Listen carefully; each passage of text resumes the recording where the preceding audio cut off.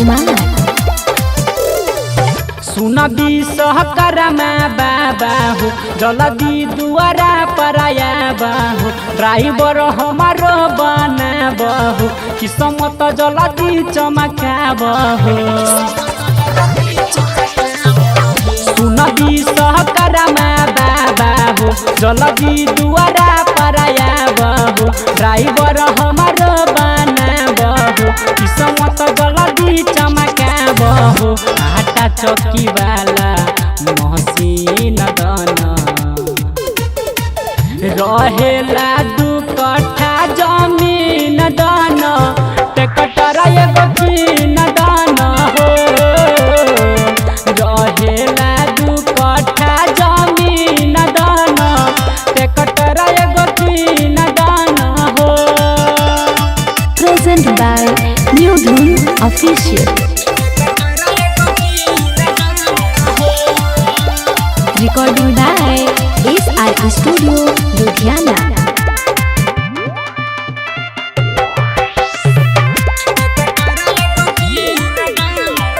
तोरे दुआ से चले बस ट्रेन सुना पानी में ना ऊपर उड़े प्लेन सुना तोरे कृपा से चले बस ट्रेन सुना पानी में ना ऊपर उड़े प्लेन सुना गाड़ी नंबर हमर 903 दाना रहेला 2 कट्ठा जमीन दाना ट्रैक्टर एगो कीन दाना हो रहेला 2 कट्ठा जमीन दाना ट्रैक्टर एगो कीन दाना हो। Present by New Dhun Official।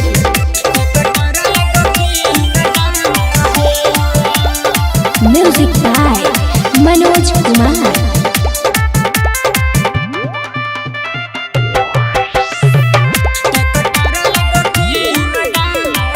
बड़ नीक लागे तोहर गज के सवारी साले साले लिखही गाना सोना कुमारी बड़ नीक लागे तोहर गज के सवारी कहै राम बाबू मनोज शिकारी रमन जी के गावे वाला मशीन दाना रहेला 2 कट्ठा जमीन दाना ट्रैक्टर एगो कीन दाना हो रहेला 2 कट्ठा जमीन दाना ट्रैक्टर एगो कीन दाना हो। सुना विश्वकर्मा बाबा हो जल्दी दुआरा पर आया हो ड्राइवर हमारो बनाबो किस्मत जल्दी चमकाबो सुना विश्वकर्मा बाबा हो जल्दी दुआरा पर आया हो ड्राइवर हमारो बनाबो किस्मत जल्दी चमकाबो आटा चौकी वाला मशीन दाना रहेला 2 कट्ठा जमीन दाना ट्रैक्टर एगो कीन दाना हो।